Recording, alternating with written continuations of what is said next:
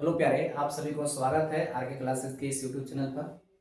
आज हम लोग कोऑर्डिनेट ज्योमेट्री का थर्ड लेक्चर देखने जा रहे हैं, जिसमें बोला गया था कि डिस्टेंस फॉर्मूला के बारे में हम लोग सीखेंगे। इसमें दो बिंदु रहेगा और दो बिंदुओं के बीच की दूरी निकालने के लिए आज हम लोग सीखेंगे।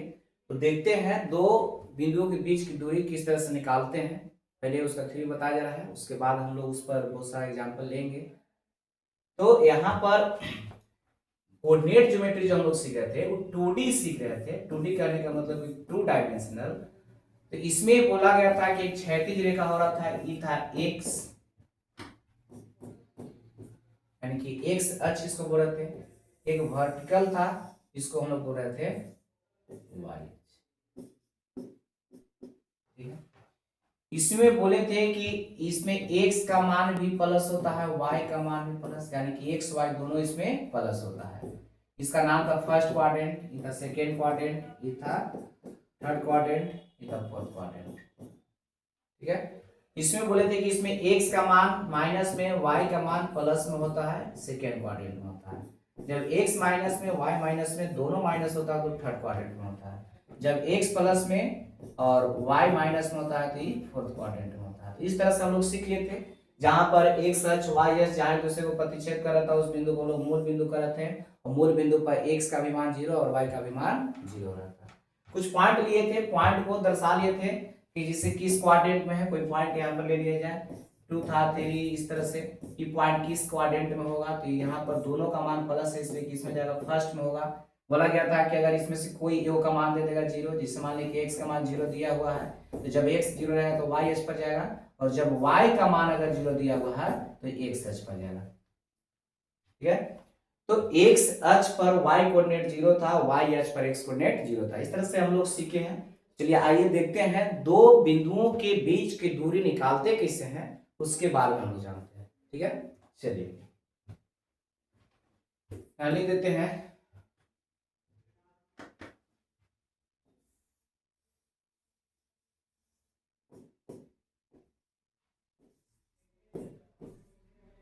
दो बिंदुओं के बीच की दूरी, दो बिंदुओं के बीच की दूरी, यही हम लोग का सीखना है कि दो बिंदु दिया हुआ रहेगा तो उसके बीच की दूरी कितना होता है, यानी डिस्टेंस फॉर्मूला कितना होगा उसी को निकालना है। तो दो बिंदु हम लोग कोऑर्डिनेट में लेना है, तो कोई भी पॉइंट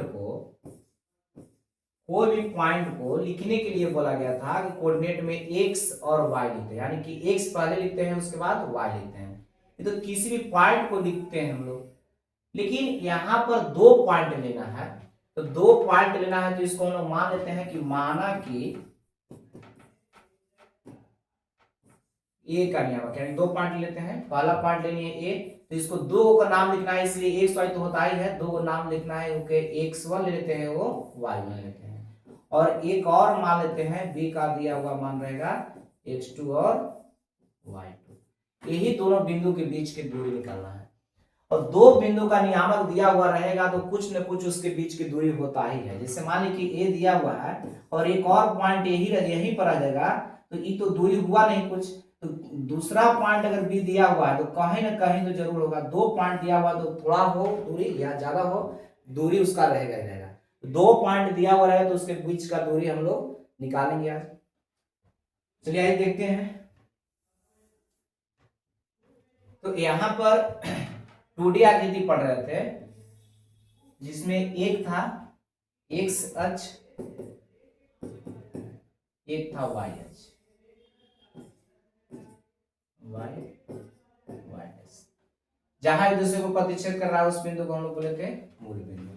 ठीक है, दो बिंदु दिया हुआ है, मान लेते हैं कि एक बिंदु यहाँ है a, इसका नियामक x1 और y1 हम लोग लिए हैं, x1 है y1 है। एक बिंदु ले लिए b, इसका नियामक x2 और y2 लिए हैं। दो बिंदु है, इन दोनों के बीच की दूरी हमको बताना है कितना होगा, यही दूरी हम लोग को निकालना है।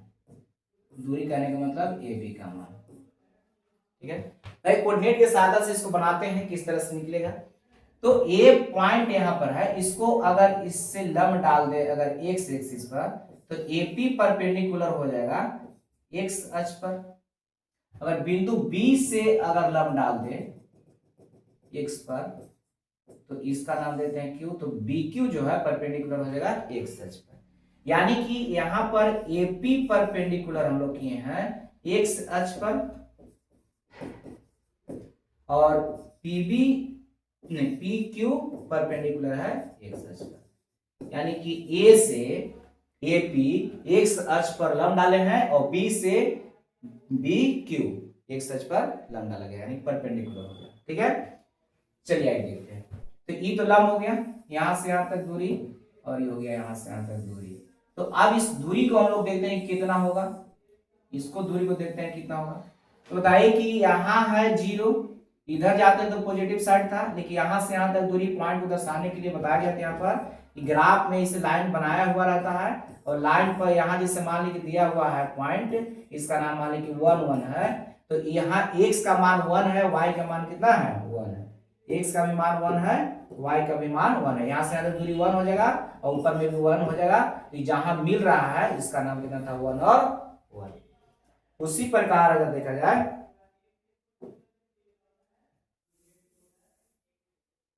तो यहाँ पर पॉइंट को 1 नहीं देकर के x1 y1 दिया हुआ है, इसका मतलब कि x का जो मान है यहां से यहां तक कितना हो जाएगा x1, और यहाँ पर y जो होगा यहां से यहां तक दूरी देखिए ये वाला कितना हो जाएगा y1।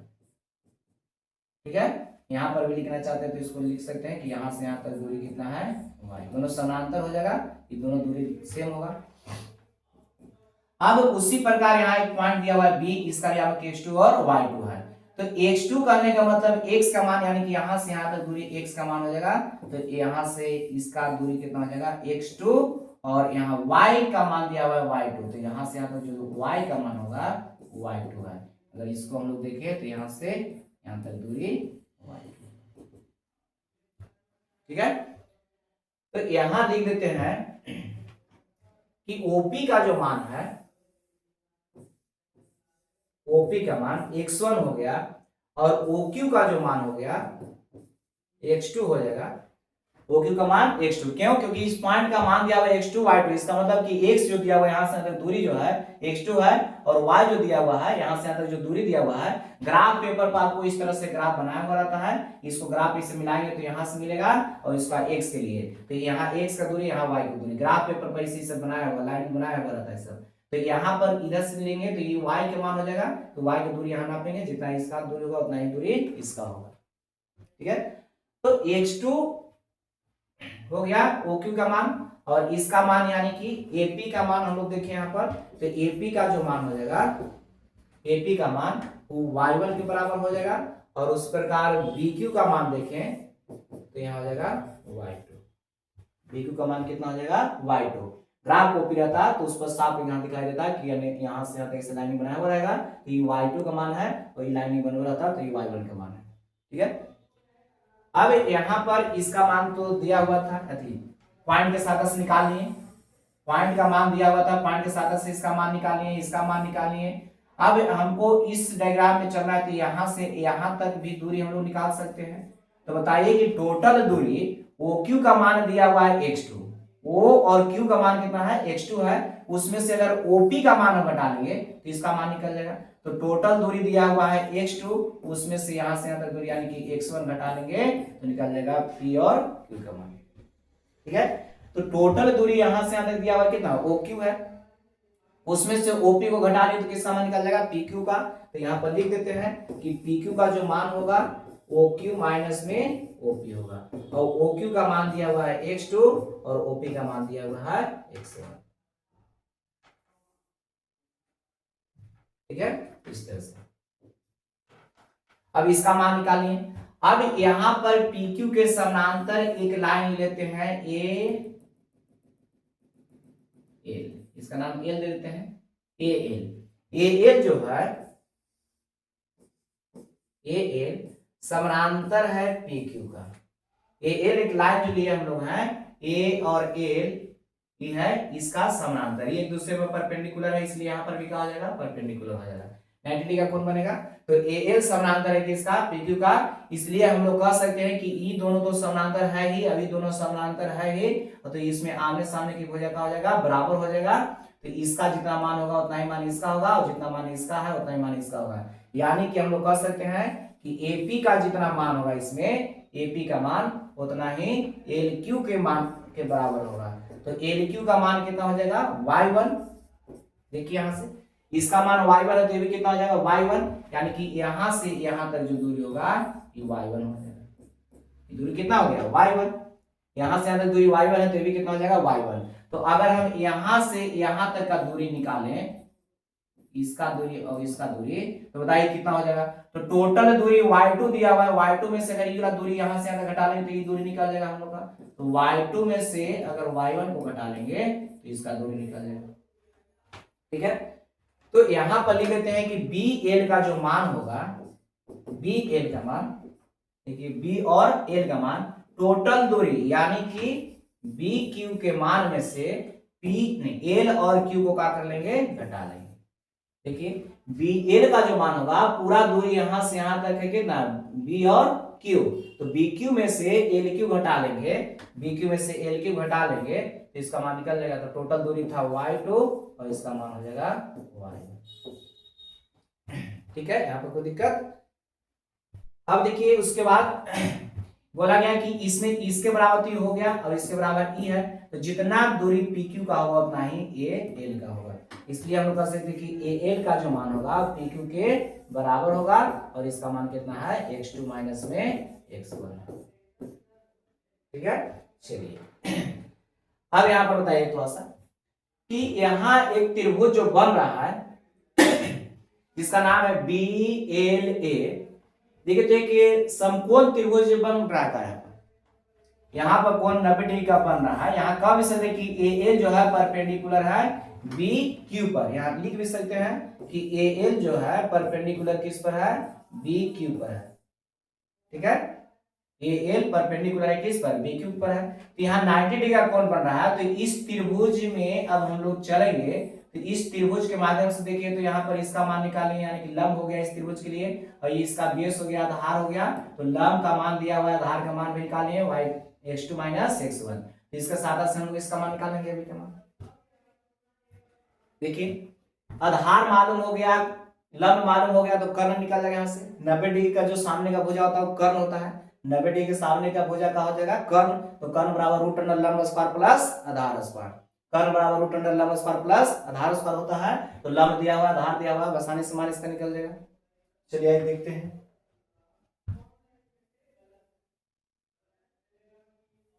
देखिए यहाँ पर, यहाँ लिख देते हैं, तो मान दिया हुआ है, सिर्फ अब हम लोग को निकाल देना है यहाँ से डिस्टेंस। अब हम लोग चलते हैं समकोण त्रिभुज, समकोण त्रिभुज BLA में, BLA में, तो समकोण त्रिभुज में B जो दिया हुआ है यहाँ पर वो कर्ण है, और कर्ण बराबर हम लोग जानते हैं कि रूट अंडर लंब स्क्वायर प्लस आधार स्क्वायर होता है, या आधार स्क्वायर प्लस लंब स्क्वायर। तो जो भी लिखिए प्लस में होता है कहीं लिख सकते हैं, तो AL का स्क्वायर प्लस में हम लोग लिख सकते हैं कि BL का स्क्वायर हो जाएगा। तो AL का मान दिया हुआ है, AL का मान दिया हुआ है x2 माइनस में x1 और प्लस में इसका स्क्वायर हो जाएगा। ये AL का मान दिया हुआ है, लेकिन इसका स्क्वायर तो इसका क्या होगा, स्क्वायर। AL का मान x2 माइनस में x1 है, इसका स्क्वायर है तो स्क्वायर हो जाएगा, और BL का मान दिया हुआ है y2 माइनस में y1, इसका स्क्वायर है तो इसका हो जाएगा। तो ये आ गया AB का मान। यही हम लोग का होता है दो बिंदुओं के बीच की दूरी, ये दूरी बराबर फॉर्मूला। तो बोलेगा कि दो बिंदुओं के बीच की दूरी बताइए, तो दो बिंदुओं के बीच की दूरी होता है तो root under x2 minus x1 का whole square plus y2 minus y1 का होल स्क्वायर, या हम लोग इसको कह सकते हैं कि जिससे a माइनस b का होल स्क्वायर होता है, तो इसका मान b माइनस a का होल स्क्वायर के बराबर होता है। क्योंकि स्क्वायर जब करेंगे तो स्क्वायर में माइनस में भी अगर माना जाए तो उसको स्क्वायर के बाद प्लस हो जाता है। तो जब यहाँ पर a माइनस बी का होल स्क्वायर बराबर a माइनस बी का होल स्क्वायर बराबर होता है b माइनस a का होल स्क्वायर, तो या इसको हम लोग ab बराबर ऐसे भी लिख सकते हैं कि root under x1 minus x2 का होल स्क्वायर और प्लस में y1 माइनस y2 का होल स्क्वायर। ठीक है, तो दो बिंदुओं के बीच की जो दूरी होता है वो होता है root under x1 minus x2 का whole square plus y1 minus y2 का होल स्क्वायर। इधर याद रखने का जरूरत नहीं, तो कैसे हुआ उसके लिए बताया गया है।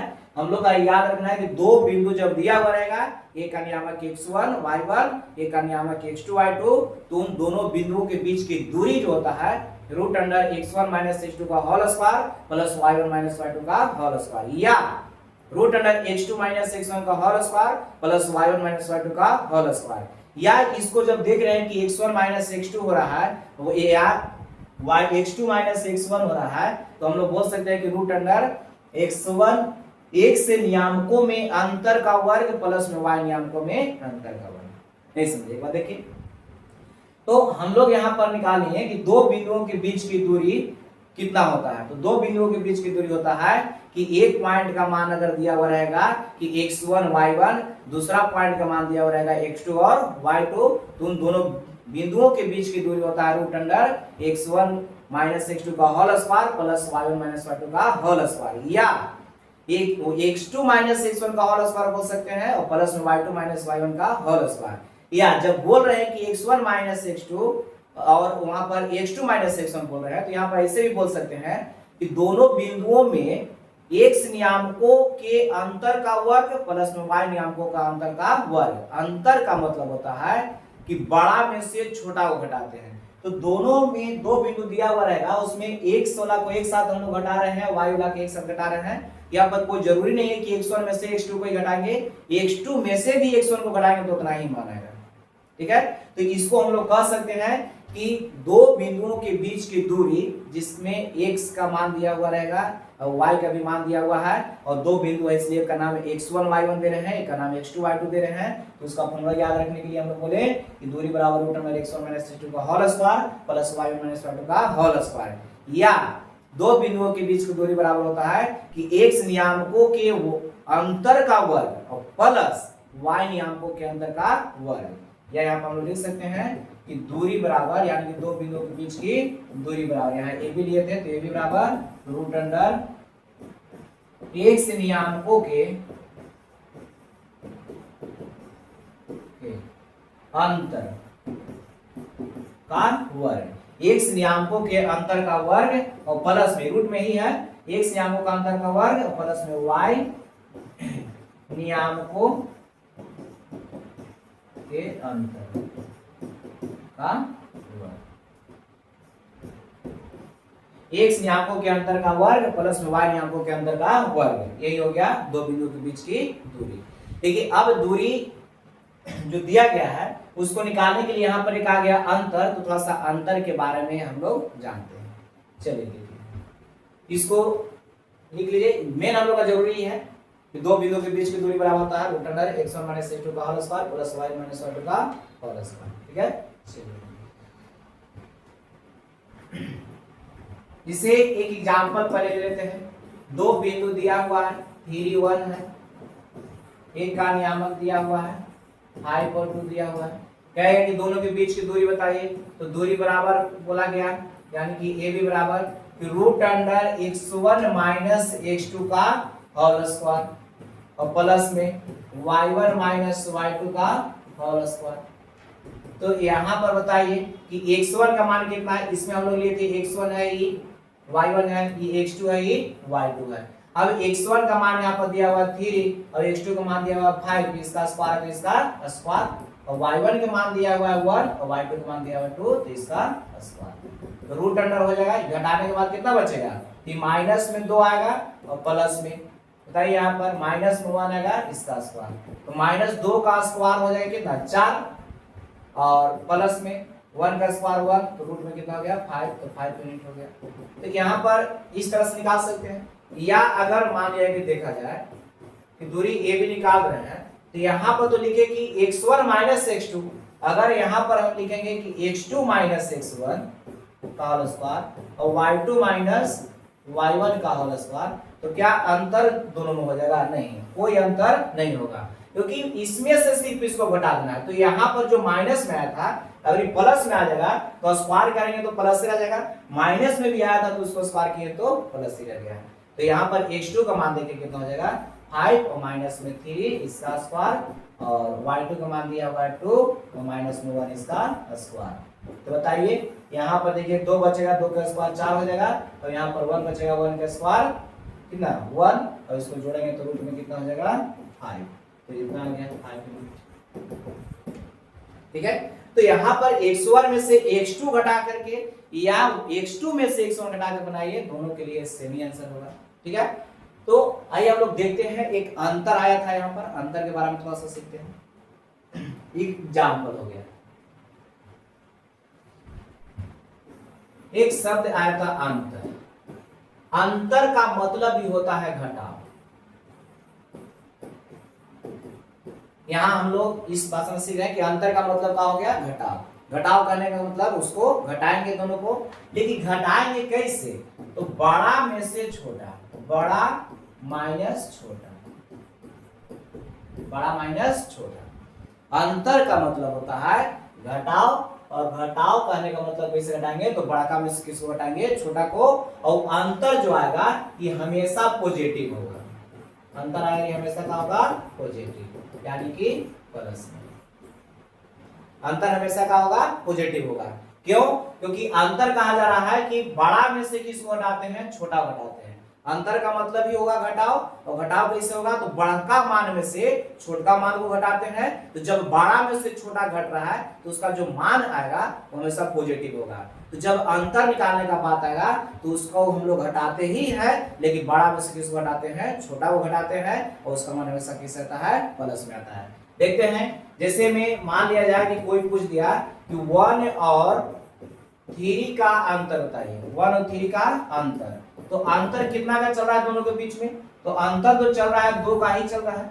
ऐसा नहीं कि 1 में से 3 को घटाएंगे -2 लिखेंगे, नहीं, अंतर का मतलब बोला जा रहा है कि बड़ा में से किसको छोटा घटाएंगे।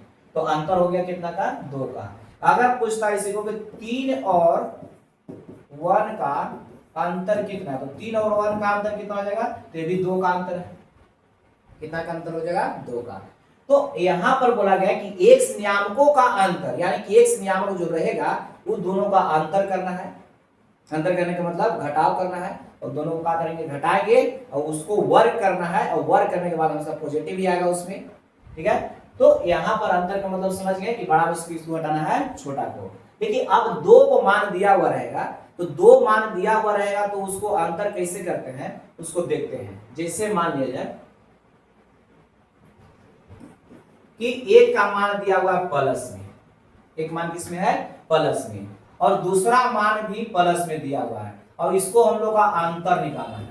एक मान दिया हुआ है प्लस में, दूसरा मान दिया हुआ है माइनस में, तो ये हमेशा घटेगा, या माइनस से काम चला लीजिए, क्या होगा ये घटेगा।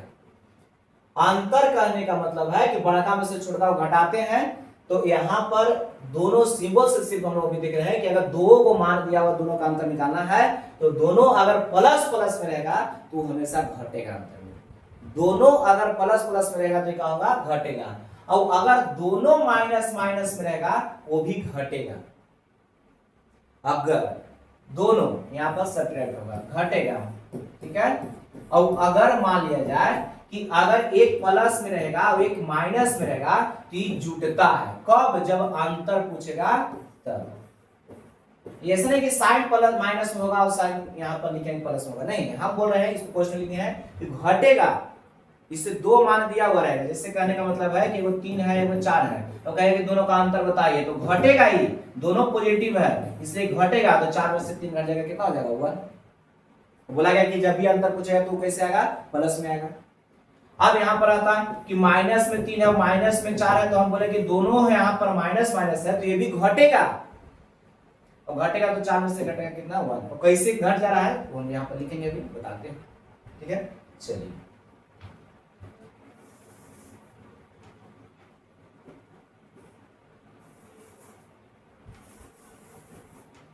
देखिए, लेकिन अगर एक माइनस में रहेगा दूसरा प्लस में रहेगा तो ये भी क्या होगा, ये भी ऐड होता है। ठीक है, हम बोले कि अंतर का मतलब बड़ा में से छोटा को, अंतर का मतलब बोला गया कि अंतर जब दो पॉइंट दिया हुआ है दोनों के बीच का अंतर पूछेगा तो अंतर का मतलब भी क्या हो जाएगा घटाव, और घटाव कैसे होगा तो बड़ा माइनस होगा छोटा, बड़ा में से किसको हटाएंगे छोटा को घटाएंगे। अंतर का मतलब क्या हो गया घटाव, तो घटाव कैसे होगा तो बड़ा में से छोटा को, और घटाने के बाद ये हमेशा जो सोल्व करेंगे वो हमेशा कैसा आएगा पॉजिटिव मान आएगा। और कैसे घटेगा तो जब ये प्लस में रहेगा और दूसरा भी प्लस में रहेगा तो हमेशा घटता है, उसको घटा के लिखेंगे, दोनों मान प्लस में दिया हुआ रहेगा तो उसको घटाना है कितना घटा के आएगा। अगर दोनों माइनस माइनस में आ रहा है तो साइन देखने की जरूरत नहीं है, दोनों जैसे ही माइनस होगा तो उसको भी क्या करना है घटा के लिखना है, और घटा के लिखना है तो वो भी आएगा किसमें पॉजिटिव में ही आएगा। जैसे मान लीजिए वो 3 है और यहाँ पर वो माइनस में 4 दिया हुआ है, बोलेगा कि दोनों का कितना का अंतर चल रहा है, तो अंतर चल रहा है कितना का 1 का अंतर चल रहा है। दोनों माइनस माइनस में है, दोनों माइनस माइनस में है तो दोनों माइनस माइनस में रहेगा तो भी हम बोले क्या होगा वो घटेगा, दोनों माइनस माइनस में रहेगा तो क्या होगा घटेगा। लेकिन एक प्लस में रहेगा एक माइनस में रहेगा तो क्या होगा जुटेगा, एक माइनस में रहेगा और एक प्लस में रहेगा तो भी क्या होगा जुटेगा। कैसे जुड़ता है, क्यों जुड़ता है यहाँ पर देखिए, जिससे मान लिया जाए कि एक मान दिया हुआ है -1 और एक मान दिया हुआ है -5, यह है तो -1 और -5 के बीच कितना का अंतर है, कितना का अंतर है, यहाँ अंतर का बात हो रहा है। तो अंतर के लिए बोला गया कि अंतर माने हो गया घटाव, यानी घटाना ही है उसको, लेकिन कैसे घटाएंगे तो बड़ा में से छोटा को। तो यहाँ पर बड़ा कौन होगा तो बताइए कि -1 बड़ा कि -5 बड़ा, तो माइनस में जो मान छोटा होता है वो बड़ा हो जाता है, जो बड़ा होता है वो छोटा। जैसे मान लीजिए 1 है तो 1 यहाँ छोटा है और 5 है तो बड़ा है, लेकिन माइनस लग गया दोनों का आगे, इसलिए -5 जो हो गया छोटा हो गया और -1 जो हो गया से बड़ा हो गया। तो बड़ा एकरा में -1 है,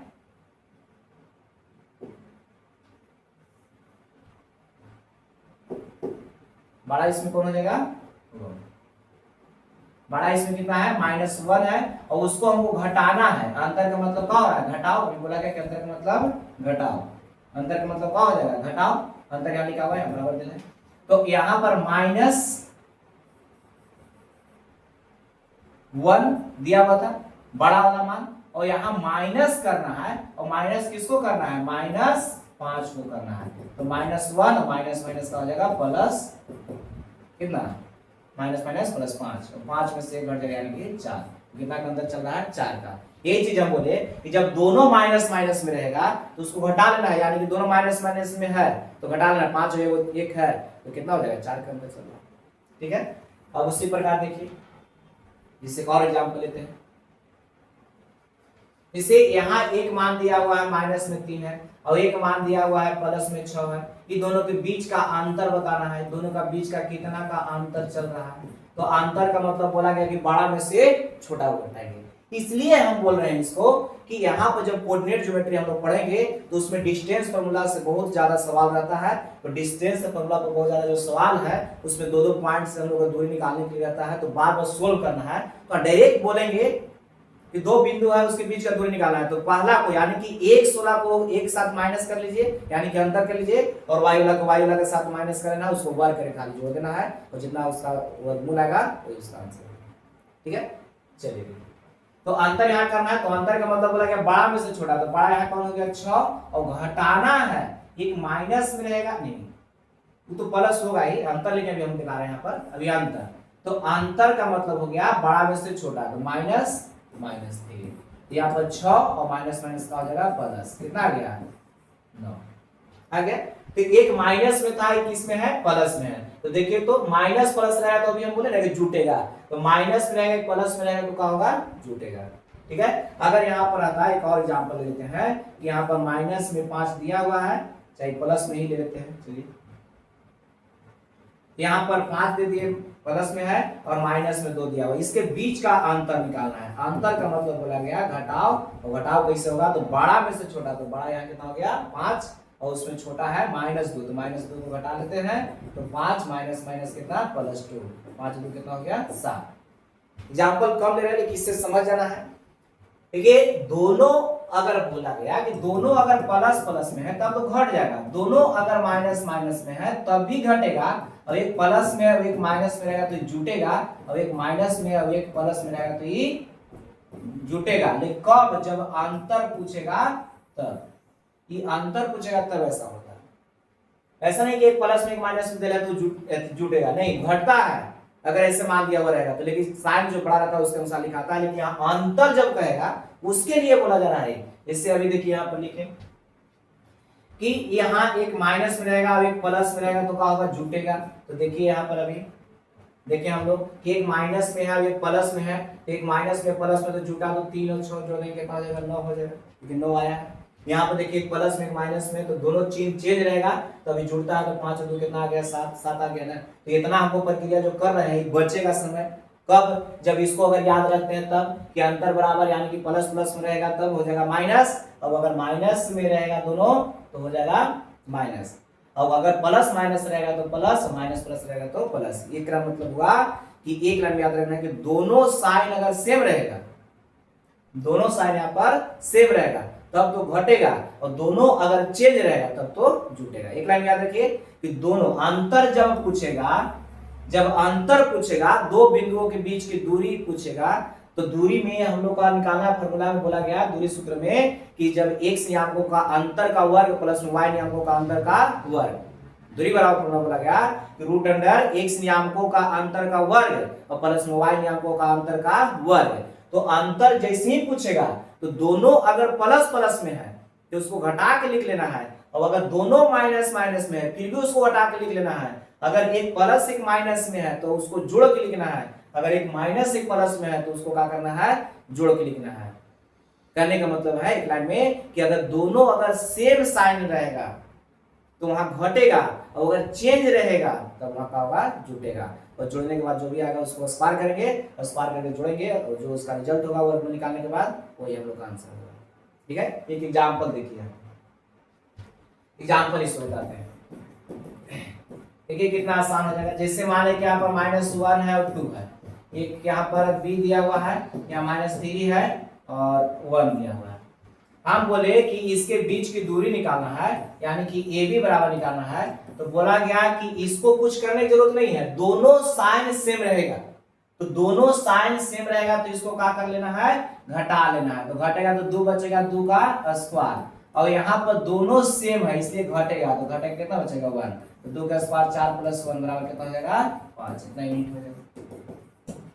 ठीक है, और हम लोग 10 क्लास के विद्यार्थी हो चुके हैं। 10 क्लास का जब मैथ बनाने लगे हैं तो अब समझ रहे हैं कि यहाँ घटाने के बाद यहाँ पर कितना 2 बच रहा है, तो 2 का स्क्वायर करेंगे तो 4 आएगा, तो डायरेक्ट ई स्टेप भी लिख सकते हैं। तो इस सब जितना भी प्रक्रिया हम लोग को बचेगा यहाँ पर। ठीक है, चलिए एक और एग्जाम्पल देखते हैं। दूसरा एग्जाम्पल, a का मान दिया हुआ है -3 -1 है, और b का मान दिया हुआ है -5 और प्लस में 2। प्लस लिखल नहीं रहेगा वहां पर, प्लस में 2 ले लिए अभी समझने के लिए। तो यहाँ पर दूरी निकालना है, इसके बीच की दूरी a b बराबर। चलिए बताइए, हम बोले कि दोनों साइन सेम रहेगा तो घटेगा, तो दोनों सेम है तो यहाँ पर घटेगा तो कितना बचेगा, 2। तो 2 का स्क्वायर, यहाँ पर एक माइनस में है एक प्लस में है, तो जब एक माइनस एक प्लस रहेगा तो जुटेगा, जुटेगा यानी कि 1 में 2 जोड़ने कितना हो जाएगा, 3। और साइन तो हम लोग को देखने की जरूरत नहीं है, 2 का स्क्वायर 4, 3 का स्क्वायर 9 और 4 13। साइन इसलिए नहीं लिखना है कि अभी हम बोले कि जब 2 को पॉइंट दिया हुआ रहेगा उसके बीच का दूरी निकाल रहे हैं, यानी कि अंतर निकाल रहे हैं, सॉरी अंतर निकाल रहे हैं, तो अंतर हमेशा क्या होगा, पॉजिटिव आएगा, क्योंकि बड़ा में से छोटा घटा रहे हैं तो पॉजिटिव आएगा। तो इसमें साइन देखने की जरूरत नहीं है कि प्लस लिखे या माइनस लिखे, जब अंतर लिख रहे हैं तो पॉजिटिव ही होगा। ठीक है, ये कुछ एग्जाम्पल था, जिससे खाली एग्जाम्पल और लेते हैं। देखिए तीसरा एग्जाम्पल, a का मान ले लिया 0 - 2 दिया हुआ है, और b का मान है 4 - 5 है। अब बोल रहा है कि इसके बीच की दूरी बताइए, तो इसके बीच की दूरी देखिए ab बराबर रूट अंडर x नियतांकों का अंतर, बताइए x नियतांकों का अंतर कितना हो गया।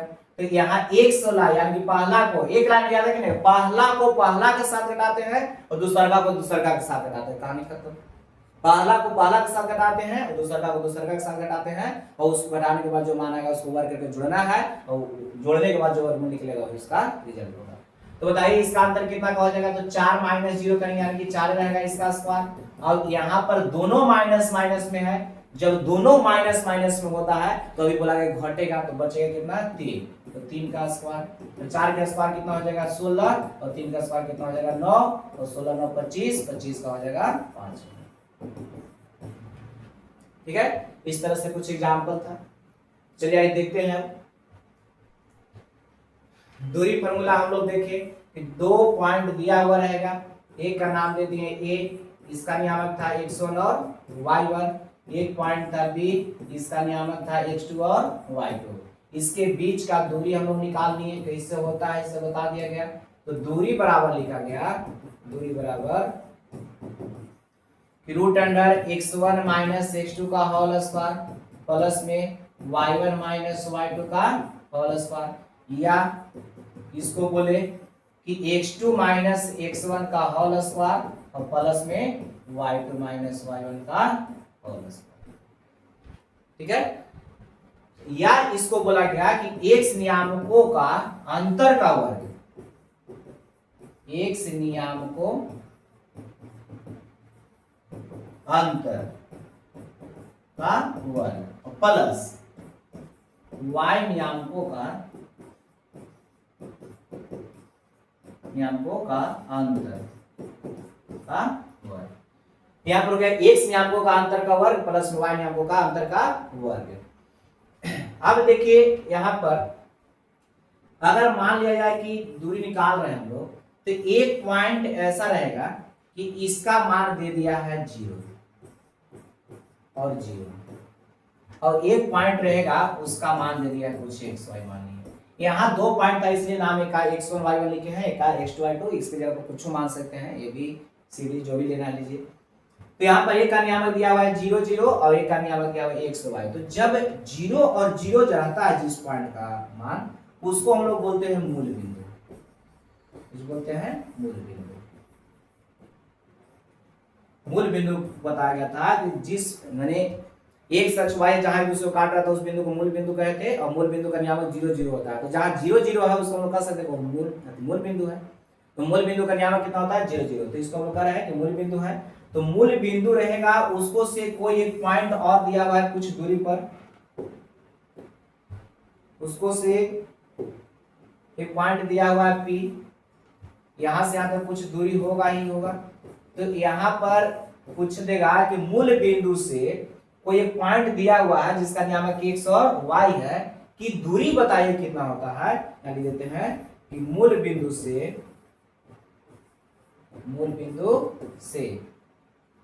x y की दूरी,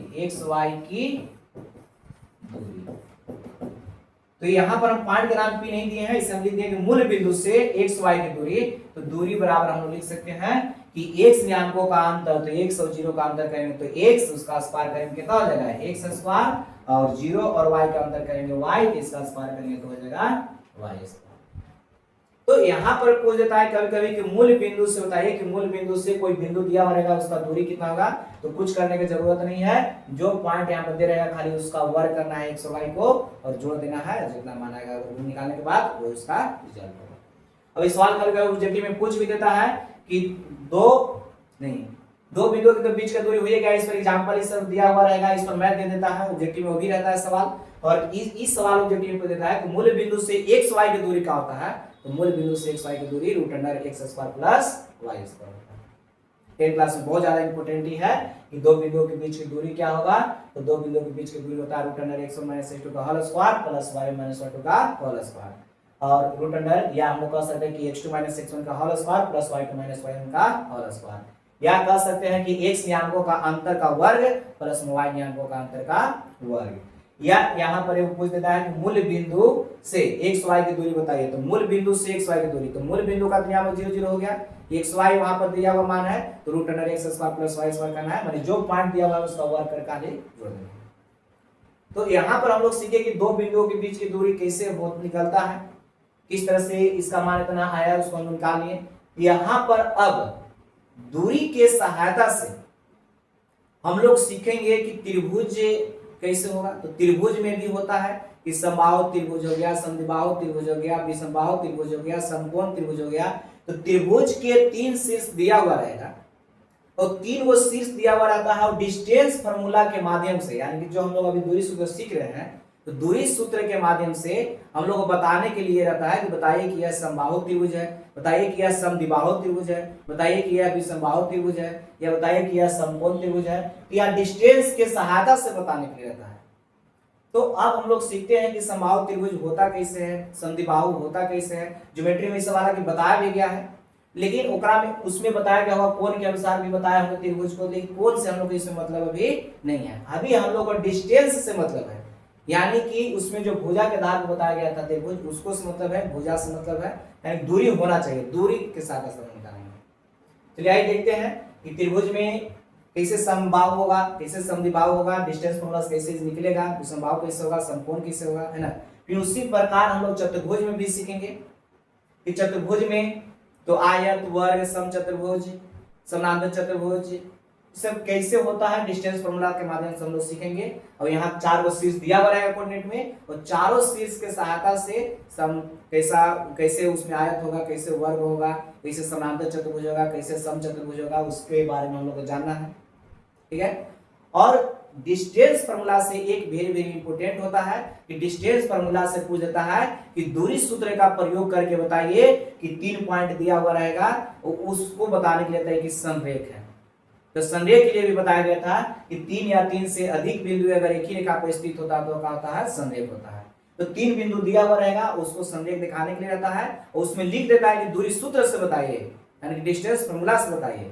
तो जब फार्मूला से बताना होगा तो उसका कंडीशन बताते हैं कि कैसे उसमें संरेख होगा, ठीक है। चलिए आइए त्रिभुज के बारे में देखते हैं। लोग देखते हैं त्रिभुज।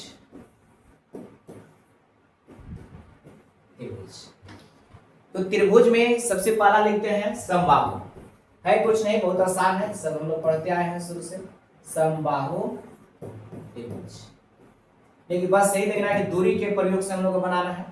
किसे कहते हैं उससे हमको मतलब नहीं है। त्रिभुज इसको जानते हैं, 3 सरल रेखाओं से घिरे हुए ज्यामिति कहते हैं, त्रिभुज कहते हैं, सब ज्यामिति में बताया गया है इसको, है ना। तो यहाँ पर समबाहु त्रिभुज में हम लोग सीखे हैं कि समबाहु त्रिभुज में प्रत्येक भुजा आपस में क्या होता है, बराबर होता है। समबाहु त्रिभुज में प्रत्येक भुजा आपस में क्या होता है, बराबर होता है। तो समबाहु त्रिभुज रहेगा तो इसमें हम लोग बताने के 3 पॉइंट दिया हुआ रहेगा। तो इसमें पहला नंबर तो हम लोग ए बी निकालेंगे। तो ए बी कैसे निकलेगा, तो दूरी सूत्र से। देखिए 3 बार इसमें दूरी सूत्र लगाना पड़ेगा। फिर बी सी निकालेंगे, तो बी सी निकाल लेंगे जितना मान आएगा, और यहाँ पर फिर उसी प्रकार ए सी निकाल लेंगे या सी ए निकालेंगे, तो ए सी निकाल लेंगे दूरी सूत्र से, और देखेंगे कि अगर तीनों का मान बराबर है या नहीं। अगर तीनों का मान बराबर हो गया तब तो समबाहु होगा, और अगर नहीं, एक भी बराबर अगर नहीं आया उसमें से, तो समबाहु नहीं होगा। तो 3 पॉइंट दिया हुआ रहेगा और बोलेगा कि बताइए कि यह समबाहु त्रिभुज है या नहीं है। तो ए बी निकालेंगे, कैसे निकालेंगे, तो दूरी सूत्र से। बी सी निकालेंगे, कैसे निकालेंगे, दूरी सूत्र से। ए सी निकालेंगे, कैसे निकालेंगे, दूरी सूत्र से। तो ए बी बी सी सी ए निकालेंगे दूरी सूत्र से, और निकालने के बाद देखेंगे तीनों का मान सेम है या नहीं है। अगर तीनों का मान सेम है तो समबाहु होगा, अगर तीनों का मान सेम नहीं है तो यह समबाहु नहीं होगा। चलिए आगे देखते हैं। उसके बाद है समद्विबाहु। समद्विबाहु त्रिभुज कैसा त्रिभुज हो गया, समद्विबाहु त्रिभुज हो गया। तो समद्विबाहु त्रिभुज में होता है कि तीनों भुजा में से कोई भी 2 भुजा इसमें बराबर होना चाहिए, और एक भुजा बराबर नहीं होता, तो समद्विबाहु त्रिभुज होता है। यहाँ समद्विबाहु त्रिभुज रहेगा, इसमें 3 शीर्ष दे रहेगा, और लिखा नहीं है कि समद्विबाहु त्रिभुज है ना, वहां चेक करने के लिए था कि समबाहु है या नहीं है। तो कोई 2 बराबर एक बराबर नहीं होता है, कोई भी 2 इसमें से बराबर एक बराबर नहीं होता है, तो ये क्या होता है, समद्विबाहु, ठीक है। तो यहाँ पर लिख देते हैं कि क्या हो सकता है कि ए बी बराबर बी सी हो जाएगा, तो जैसे ही ए बी का मान बी सी के बराबर होगा तो यह ए सी के बराबर नहीं होगा। अगर ए बी बराबर बी सी हो गया तो ए सी के बराबर नहीं होना चाहिए, यानी कि कोई भी 2 भुजा बराबर होगा तो यह कैसा त्रिभुज होगा, समद्विबाहु। या इसको हम लोग कह सकते हैं कि अगर इसमें ए बी का मान, यहाँ को जरूरी नहीं है कि ए बी बराबर बी सी होगा, ए बी बराबर ए सी भी हो जा सकता है। ए बी बराबर ए सी, तो इसमें बी सी बराबर नहीं होगा, ठीक है। यहाँ कोई जरूरी नहीं है कि ए बी बराबर बी सी या ए बी बराबर ए सी होगा, इसमें ए सी बराबर बी सी भी हो सकता है। तो जब ये दोनों बराबर हो गया तो यहाँ से ए बी बराबर नहीं होगा, ये इसका कंडीशन है। तो वहां 3 बार से निकालने की जरूरत नहीं है। ए बी निकालना है, बी सी निकालना है और ए सी निकालना है। उसमें से कोई दो भुजा बराबर हो गया तो हम लोग कह देंगे कि जो ए बी सी दिया हुआ है यह समबाहु त्रिभुज के शीर्ष है। यही पूछता है कि 3 पॉइंट दिया हुआ है तो बताइए कि यह समबाहु त्रिभुज है या नहीं है, वह समद्विबाहु है या नहीं है, या विसमबाहु है या नहीं है। तो पहले नंबर तो ए बी निकालना होगा, बी सी निकालना होगा, ए सी निकालना होगा। उसमें से अगर तीनों का मान बराबर आ गया तो समबाहु, उसमें से अगर दो का मान बराबर आ गया तो समद्विबाहु, एक को बराबर नहीं आ रहा है तो क्या हो जाएगा, तो विसमबाहु हो जाएगा। और अगर दो भुजा को वर्ग करके जोड़ेंगे और तीसरा भुजा के वर्ग के बराबर आ जाता है तो समकोण होता है। तो उसको हम लोग कहते हैं कि कोई भी दो भुजा के वर्गों का योग, कोई भी दो भुजा के वर्गों का योग तीसरी भुजा के वर्ग के अगर बराबर हो जाता है तो वह समकोण त्रिभुज होता है। कोई भी दो भुजा के वर्गों का योग तीसरी भुजा के वर्ग के बराबर होता है तो समकोण। तो यही 4 चीज त्रिभुज में हम लोग को पूछता है इस पे। तो त्रिभुज में पूछेगा तो ये बन जाएगा अब डिस्टेंस फॉर्मूला से, डिस्टेंस फॉर्मूला के माध्यम से बताना है कि यह समबाहु है, समद्विबाहु है या समकोण है या विसमबाहु त्रिभुज है। ठीक है, तो यहाँ पर एक बार और बोलते हैं तो कैसे निकालेंगे त्रिभुज रहेगा। तो सबसे पहले तो ये भी निकाल लेना है दूरी सूत्र से। दूरी सूत्र बता दिया गया कैसे होगा, कितना होता है। तो दूरी सूत्र बताया गया कि दूरी सूत्र root under x1 minus x2 का whole square plus y1 minus y2 का होल स्क्वायर या x2 माइनस x1 का whole square plus y2 minus y1 का होल स्क्वायर, या बोला गया कि x नियामकों का अंतर का वर्ग और प्लस में y नियामकों का अंतर का वर्ग। ठीक है, और सब होगा किसमें, इस सब रूट में होगा। कैसे होगा, तो रूट अंडर होगा। अब बताइए, तो यहाँ पर हमको समबाहु बताना है, समद्विबाहु बताना है, विसमबाहु बताना है। तो त्रिभुज के 3 शीर्ष दिया हुआ रहेगा।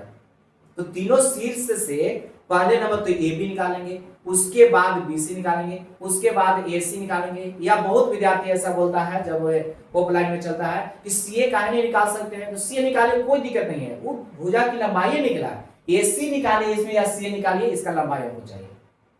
ठीक है, तो ए बी निकालेंगे, बी सी निकालेंगे या सी ए निकालिए या ए सी निकालिए, कोई भी निकालिए। तो में कोई भी दो भुजा बराबर हो जाएगा और तीसरा बराबर नहीं होगा तो समद्विबाहु। तीनों बराबर हो गया तब क्या होगा, समबाहु। अगर कोई भी बराबर नहीं आया तो विसमबाहु होगा। ठीक है, और अगर समकोण पूछा है तो दो भुजा के वर्गों का योग तीसरी भुजा के वर्ग के बराबर होता है तो समकोण होता है। लेकिन यहां पर होता है कि अगर दो भुजा के जोड़ रहे हैं तो तीसरा भुजा के बराबर आ गया, दो भुजा के जुड़े और तीसरा के बराबर हो गया, वर्ग नहीं किया जा रहा है। तो यहाँ पर मैंने त्रिभुज के लिए बता रहे हैं 3 शीर्ष दिया हुआ रहेगा तो उस समरेख हो जाता है, उसका एरिया 0 बताया गया है। 3 या 3 से अधिक बिंदु अगर एक ही रेखा पर हो जाएगा वो एक ही रेखा पर आ जाता है। जब दो को जोड़ेंगे तो तीसरा का बराबर आ गया तो एक ही रेखा पर हो जाएगा, इसलिए वो तीनों बिंदु का हो जाएगा समरेख हो जाएगा। तो दूरी सूत्र से हम लोग यहाँ निकालने के लिए रहता है कि दूरी सूत्र से बताइए कि यह बिंदु जो दिया गया समरेखी है या समरेख है। तो पहले ए बी निकालेंगे, उसमें भी बी सी निकालेंगे और ए सी निकालेंगे और कोई भी दो को जोड़ेंगे और तीसरा के बराबर आ गया तो क्या हो जाएगा, समरेख हो जाएगा। कैसे होगा यहाँ पर अभी हम लोग देखते हैं। एक और इसमें है विसमबाहु।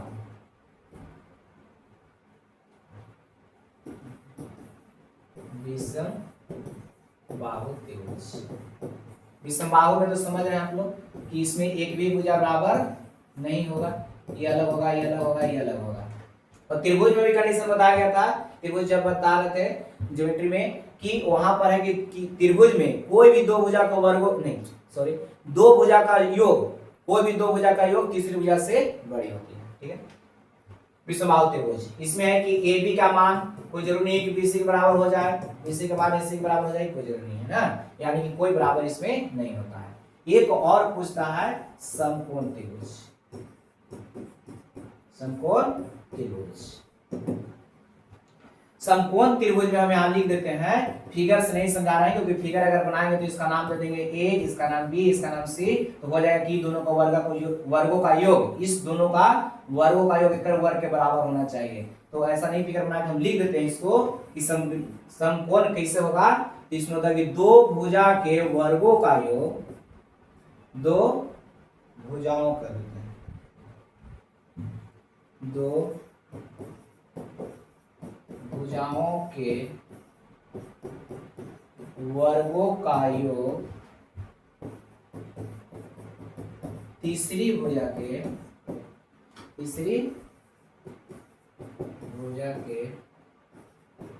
वर्ग के बराबर होता है।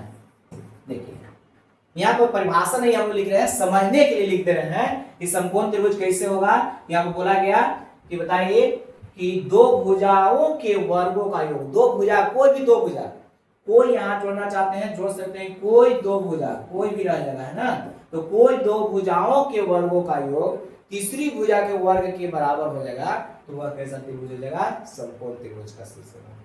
ठीक है, जैसे में देखिए यहाँ पर ए बी हो गया, ए बी तो निकालना ही है, बी सी निकालना ही है, ए सी निकालना ही है, उसका स्क्वायर कर देंगे दोनों साइड तो इधर स्क्वायर हो जाएगा। या अगर स्क्वायर अगर लिख रहे हैं इधर तो उधर रूट लिखने की जरूरत नहीं है डिस्टेंस फॉर्मूला में। तो ए बी का स्क्वायर प्लस में अगर बी सी का स्क्वायर बराबर अगर ए सी आ गया तो इस समकोण त्रिभुज का हो जाएगा, शीर्ष हो जाएगा। अगर यहाँ पर ए बी का स्क्वायर और प्लस में ए सी का स्क्वायर बराबर में कितना का, बी सी का स्क्वायर आ जाएगा, तो यह समकोण त्रिभुज का शीर्ष हो जाएगा। या हम लोग कह सकते हैं कि बी सी का स्क्वायर प्लस में ए सी का स्क्वायर अगर ए बी का स्क्वायर के बराबर आ जाएगा तो क्या हो जाएगा, समकोण त्रिभुज का शीर्ष। ठीक है, तो ये था अभी त्रिभुज, क्या है, त्रिभुज। आइए हम लोग चतुर्भुज के बारे में भी थोड़ा सीख लेते हैं। चतुर्भुज जैसे सीखेंगे और एक संरेख सीखेंगे तो यहाँ पर जो सेकेंड एक्सरसाइज है वो खत्म हो जाएगा, उसका जितना भी थ्योरी है सब खत्म हो जाएगा। फिर उसके बाद हम लोग एक एक करके क्वेश्चन को बनाएंगे। ठीक है, चलिए चतुर्भुज। चतुर्भुज में पहले इसमें देख लेते हैं आयत। आयत तो आयत में बोला गया था कि इसमें आमने सामने का भुजा क्या होता है, बराबर होता है। आयत में रहेगा कि आमने सामने का भुजा बराबर, तो इसमें ई और इसके बराबर होना चाहिए और ई और इसके बराबर होना चाहिए। तो आमने सामने का भुजा बराबर हम दोनों को फिगर करके लिख देते हैं, एक लिख देते हैं समानांतर चतुर्भुज। ये आयत का ही बिगड़ा हुआ भाग होता है, बस इसमें ये दो कोण को क्या कीजिए, कैसे इधर से चापिए तो ये दोनों कोण इधर में बाहर में फेंक देगा, यानी कि इसका डायग्राम इस तरह से तैयार हो जाएगा, है ना। यहाँ पर ए हो गया, बी हो गया, सी हो गया, डी। तो यहाँ पर इसको अगर हम पकड़ के इसको इसे चापे हैं तो इधर में फेंका ही है, तो भुजा में कोई परिवर्तन नहीं होगा, भुजा उतना ही रह गया। इसमें भी आमने सामने का भुजा का होता है, बराबर होता है और समानांतर होता है। तो समानांतर से अभी हम लोग का मतलब नहीं है, अभी डिस्टेंस फॉर्मूला के माध्यम से हम लोग को बनाना है। ठीक है, तो यहाँ पर इसमें भी आमने सामने का भुजा बराबर हो गया, इसमें भी आमने सामने का भुजा बराबर हो गया। तो 4 6 दिया हुआ रहेगा, तो सबसे पहला काम तो हम लोग का ए बी निकालना होगा, फिर उसके बाद बी सी निकालना होगा, उसके बाद सी डी निकालना होगा, उसके बाद ए डी निकालना होगा। तो इतना सारा काम हम लोग को करना पड़ेगा, पहला काम ही हो गया। 4 बार इसमें डिस्टेंस फॉर्मूला लगेगा, इसीलिए अंतर के बारे में हम इतना बोले हैं, अंतर समझाए हैं, क्योंकि मैथ को बहुत ज्यादा सोल्व करना है तो जल्दी जल्दी मैथ बने। x1 x2 करके बैठाएंगे तो बहुत ज्यादा समय लगता है उसे बनाने में। ठीक है, तो चलिए आइए देखते हैं। तो ए बी निकालना पड़ेगा, बी सी निकालना पड़ेगा, सी डी निकालना पड़ेगा, ए डी निकालना पड़ेगा। तो उससे है कि इसको से सिर्फ यह पता चले कि आयत है या समानांतर चतुर्भुज है, तो इसको से कोई कंफर्म नहीं हो पाएगा कि समानांतर चतुर्भुज है या आयत है। क्यों? क्योंकि इसमें आमने सामने का भुजा अगर बराबर आ जाए तो इसमें भी तो आमने सामने का भुजा बराबर है, इसमें भी और इसमें भी, दोनों में आमने सामने का भुजा बराबर हो रहा है। तो जब दोनों में आमने सामने के भुजा बराबर हो जा रहा है तो उसको आयत कहेंगे कि समानांतर चतुर्भुज कहेंगे, तो कंफर्म हो नहीं रहे हैं। तो अब उसको कंफर्म करने के लिए डिस्टेंस फार्मूला के माध्यम से ही यहाँ पर AC निकालेंगे और इसमें BD निकालेंगे। इसका मतलब होगा कि विकर्ण भी निकालना पड़ेगा इसमें, तो 6 बार डिस्टेंस फार्मूला लगाना पड़ेगा। तो विकर्ण इसमें निकालेंगे तो विकर्ण AC निकालेंगे और विकर्ण कितना निकालेंगे, BD निकालेंगे और दोनों को निकालेंगे। अगर दोनों का मान बराबर हो गया, विकर्ण का मान बराबर हो गया, तब तो वह हो जाएगा आयत। और इसमें अगर विकर्ण का मान निकालेंगे, इसमें अगर विकर्ण का मान निकालेंगे और विकर्ण का मान निकालेंगे और इसमें कितना हो जाएगा AC और BD। AC और does not equal to BC के बराबर आ गया, सॉरी BD के बराबर आ गया, यानी कि इसमें विकर्ण जो है बराबर नहीं हुआ, यानी कि समानांतर चतुर्भुज में और आयत में विकर्ण बराबर हो गया। और भुजा तो जान ही रहे कि आमने सामने के भुजा का होना चाहिए, बराबर होना चाहिए। तो भुजा दोनों में आमने सामने के भुजा बराबर होता है, लेकिन इसमें विकर्ण बराबर होता है आयत में, और समानांतर चतुर्भुज में विकर्ण बराबर नहीं होता है। यही अंतर करेगा दोनों में। आयत कब होगा, समानांतर चतुर्भुज कब होगा, भुजा से सिर्फ कंफर्म हम लोग नहीं होंगे। अगर बोला जाए कि इसमें ई वाला ए, इसमें भुजा आमने सामने भुजा समानांतर होता है तो ये भी समानांतर ही है। आयत में भी आमने सामने भुजा का होता है, समानांतर होता है। आमने सामने भुजा बराबर हो रहा है, इसमें भी आमने सामने भुजा बराबर हो रहा है। इसमें भी देखिए अगर बोला जाए तो अगर कोण के माध्यम से अगर बोला जाए तो कोण से हो जाता है कि इसमें प्रत्येक कोण 90 डिग्री का होता है, तो इसमें प्रत्येक कोण 90 डिग्री नहीं, समूह कोण इसमें बराबर होता है। तो यहाँ पर हो जाएगा अंतर, लेकिन कोण से हमको अभी लेना देना नहीं है। अभी हम लोग का सिर्फ डिस्टेंस फॉर्मूला समझना है। तो डिस्टेंस के साथ समूह बनाएंगे। आयत के समानांतर चतुर्भुज बताइए, कोई दिक्कत है तो इसमें दिक्कत होना नहीं चाहिए। तो कितना सारा बात बता दिया गया इसमें कि आमने सामने की भुजा बराबर होगा तो आयत भी हो सकता है, समानांतर चतुर्भुज भी हो सकता है, लेकिन विकर्ण बराबर हो जाएगा तब हो जाएगा आयत, तो विकर्ण बराबर नहीं हो जाएगा, नहीं होगा तो वो समानांतर चतुर्भुज होगा। ठीक है, तो चलिए समानांतर चतुर्भुज आयत में कोई दिक्कत है तो बताइए, दिक्कत होना नहीं चाहिए, है ना। आगे अब देखते हैं,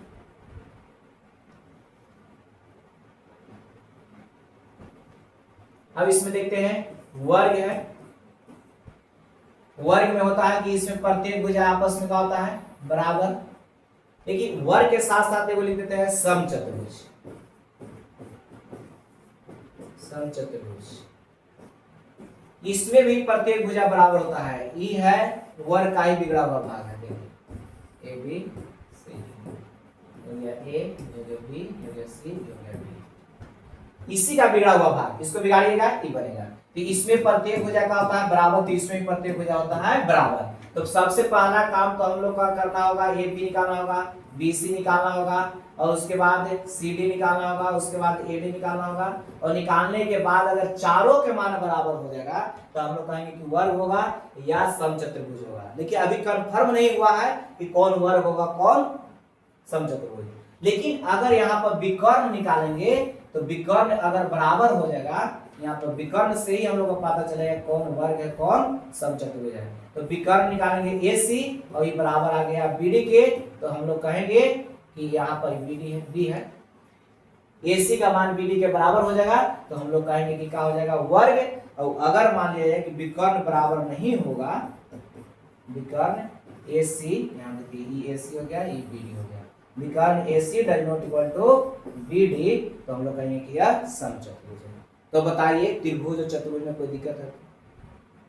त्रिभुज और चतुर्भुज में कोई दिक्कत है तो यहाँ बता सकते हैं आप लोग। वर्ग में बोला गया कि चारों भुजा बराबर और विकर्ण भी बराबर। समचतुर्भुज में बोला गया कि इसमें क्या होता है कि चारों भुजा बराबर और विकर्ण बराबर नहीं होता है। एक बार शुरू से सुन लेते हैं।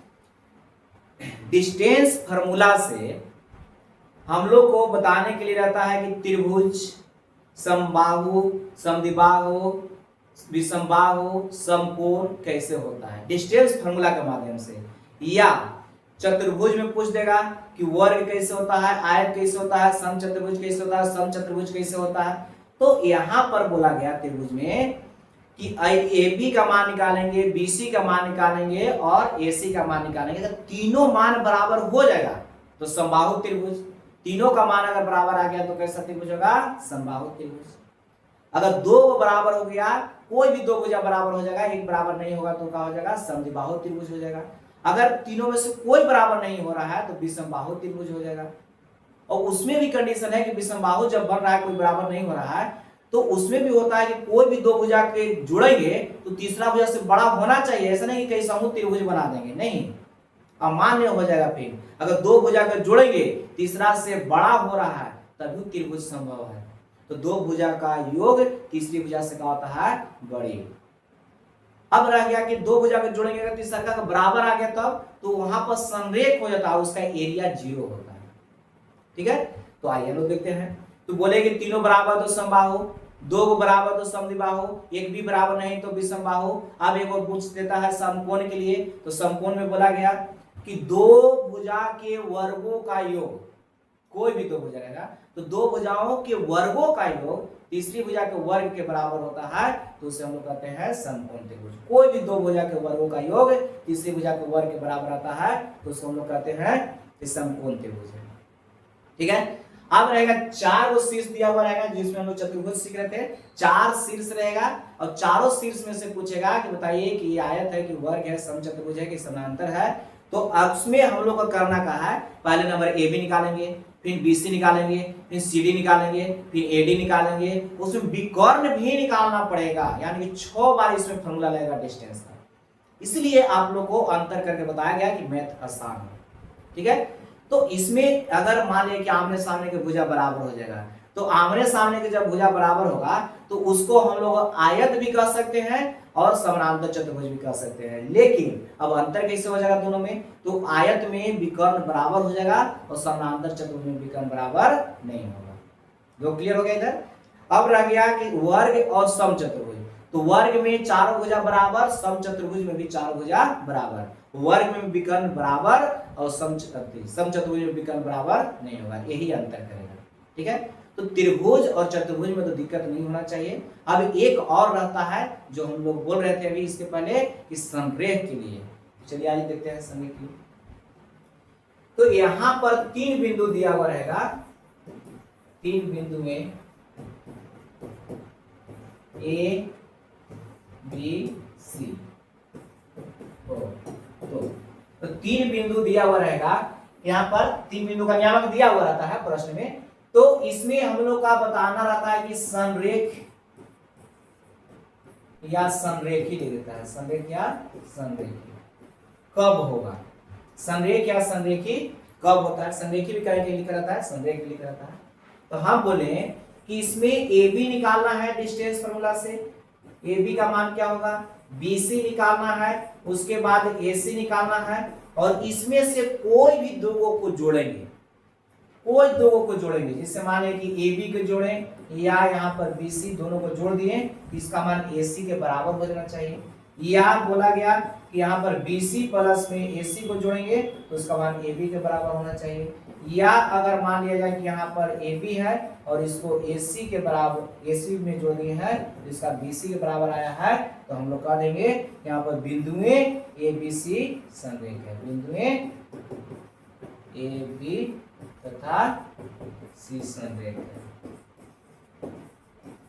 कब, जब कोई भी दो को जोड़ेंगे, ए बी को बी सी को या ए बी को ए सी को या बी सी या ए सी को, और तीसरा का बराबर आ जाएगा, तो क्या हो जाएगा, बिंदु संरेख हो जाएगा। ये डिस्टेंस फार्मूला से निकालने के लिए है। आगे हम लोग अभी सीखेंगे अगला एक्सरसाइज में, उसमें एरिया निकालने के लिए रहता है, एरिया के माध्यम से भी हम लोग को बताने के लिए रहता है कि वो संरेख है, तो उसमें एरिया निकालेंगे। अभी बोला गया कि जब संरेख बिंदु रहता है तो उसका एरिया 0 होता है, तो वहां पर एरिया के माध्यम से बताएंगे कि वह संरेख है।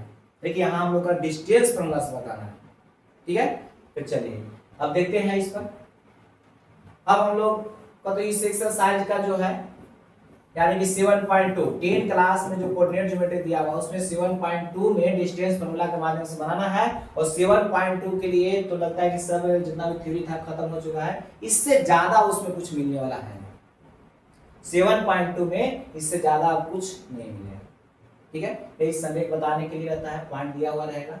और इस संरेख के लिए हम बताए थे कि 3 या 3 से अधिक बिंदु अगर एक ही पॉइंट पर रहता है तो उसको संरेख कहते हैं, जिससे 3 बिंदु हैं। तो इससे बताइए कि यहाँ से यहाँ तक दूरी यानी कि ए बी हो गया, यहाँ से यहाँ तक दूरी हो गया बी सी, ये दोनों को जोड़ेंगे तो टोटल की दूरी के बराबर आएगा, ए सी के बराबर। देखिए तो नहीं हो जा रहा है, एक ही बिंदु पर हो जा रहा है कि नहीं। तो जब दो को जोड़ रहे हैं तो संख्या बराबर है, तो एक ही बिंदु पर होगा, नाम खाली इधर उधर हो जाएगा, ठीक है।